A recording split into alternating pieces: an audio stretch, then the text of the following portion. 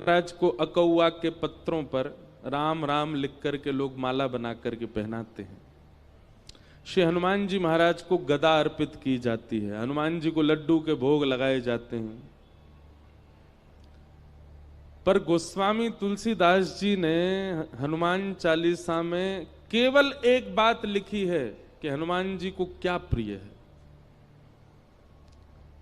प्रभु चरित्र सुनवे को रसिया, राम लखन सीता मन बसिया। किसी को, बहुत ध्यानपूर्वक सुनिएगा, किसी व्यक्ति को जलेबी बहुत प्रिय है और आप जब उसके पास जाते हो तो लड्डू ले जाते हो या रबड़ी ले जाते हो, कलाकंद ले जाते हो, मोहन थार ले जाते हो, बालूशाही ले जाते हो। मुंह में पानी तो नहीं आ गया आपके? इतनी मिठाई के नाम ले दिए हमने। पर सामने वाला आपकी सहजता और आपकी लाई हुई वस्तु को स्वीकार तो करेगा, प्रसन्नता से रख लेगा। हाँ हाँ, अरे वाह भैया लड्डू लाए, लाओ धर दो। लेकिन यदि उसकी प्रिय वस्तु आप लेकर के जाएंगे तो वो रखेगा नहीं, तुरंत खोल करके उसको चख लेगा। अच्छा जलेबी लाओ भाई, अरे गरम गरम है, अभी अभी पा लेते हैं। चाहे उसका पेट भरा हो, चाहे वो कितना भी तृप्त क्यों ना हो, उसकी प्रिय वस्तु उसके सामने प्रस्तुत करोगे तो तुरंत लेगा। हमारा और भावों से कोई विरोध नहीं है। आप ऐसा मत सोचना कि हम हनुमान जी की अन्य सेवा के लिए मना कर रहे हैं। कई जगह वर्णन है कि ऐसे ऐसे हनुमान जी को रिझाओ, हनुमान जी के सामने ये करो, ऐसा करो, ये उपाय करो, आदि आदि सब ठीक है। पर वही बात है कि आप अन्य उपाय करोगे तो हनुमान जी महाराज उस उपाय को लेंगे, रख देंगे। कभी जैसे हम फ्रिज में रख देते हैं मिठाई, फिर कुछ दिन बाद चख के देखते हैं।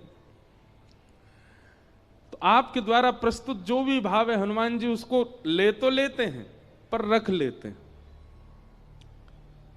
पुनः अपने ध्यान में बैठ जाते हैं।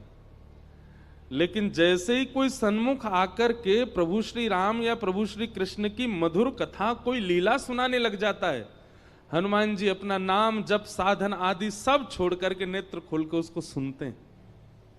और कैसे सुनते हैं? यत्र यत्र रघुनाथ कीर्तनम तत्र तत्र कृतमस्तकांजलिं बाष्पवारि परिपूर्ण लोचनम मारुतिम नमत राक्षसांतकम। बाष्पवारि परिपूर्ण लोचनम, नेत्र सजल हो जाते हैं हनुमान जी के कथा सुनते हुए। और कथा वो तुरंत स्वीकार करते हैं। इसलिए हम तो श्रोताओं से भी कहते हैं कि आप कथा सुनकर के जाया कीजिए, कोई अच्छा चरित्र याद कर लिया कीजिए। और मंगलवार शनिवार आपके ऊपर जो भी बुरा समय चल रहा है, कोई हारी बीमारी चल रही है, ब्रजवासी की कही एक बात मान लीजिए, कोई नियम मत। 108 सोमवार, वो क्या बोलते हैं, 108 मंगलवार, 11 मंगलवार आदि आदि, ये सब क्रम है कि जाओ हनुमान जी के पास जाके चोला चढ़ाओ, ये करो, तुम्हारे आर्त दूर हो जाएंगे। हम कह रहे हैं 108 मंगलवार में जो फल मिलेगा ना, वो एक मंगलवार में कथा सुना दो हनुमान जी को, उसी से ही प्रसन्न हो जाएंगे। इतने इतने रसिक हैं हनुमान जी कथा के।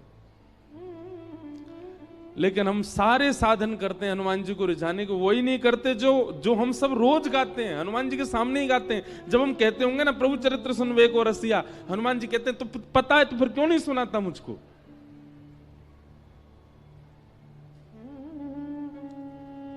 इसलिए भैया हमारी कही एक क्रिया, हमने बहुतों को बताया है कि हनुमान जी को प्रसन्न करना है तो कथा सुनाओ। हमारी तो कथा के मुख्य श्रोता ही हनुमान जी हैं। आपको दिख जाए तो बहुत बड़ी बात है। ये देखो, ये हमारी पहली कथा से सारी कथा सुन रहे हैं।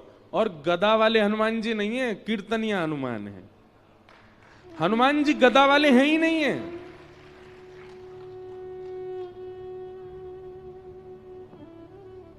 गदा पर अगर दृष्टि जा रही है तो इसका मतलब आप हनुमान जी का प्रभाव देख रहे हो।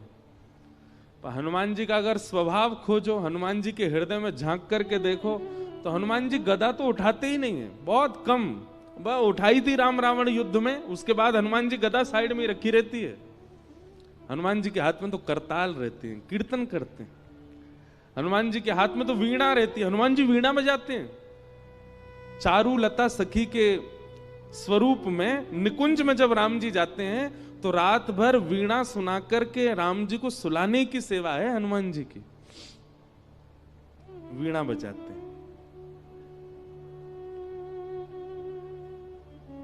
पर हमको लगता है कि ये रौद्र हैं, ये भयानक हैं, ये आर्तों को नष्ट करना जानते हैं। 24 घंटा केवल वीर आसन में बैठ करके और हमारे दुख दारिद्र्यों को दूर करना ही इनका काम है। नहीं, हनुमान जी नहीं दुख दारिद्र दूर करते, अपने गणों को भेज देते हैं, जाओ इसका कंटक काट के आओ। हनुमान जी तो 24 घंटा कथा में रहते। वो तो कथा से, जब हम 21 पेशी 11 पेशी 108 पेशियां करते हैं हनुमान जी की, तो हनुमान जी क्या कहते हैं? ए भाई गणों, इसके पीछे जाओ, बहुत पीछे पड़ रहा है मेरे, जाओ इसके आगे सब कंटक काट के आओ। हनुमान जी थोड़ी आते हैं।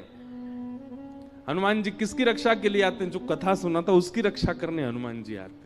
अरे भैया, ये हमारे व्यास जी हैं, ये हमको कथा सुनाते हैं, इनके भाव सुन के हमको प्रसन्नता होती है, इनकी रक्षा तो हम करेंगे।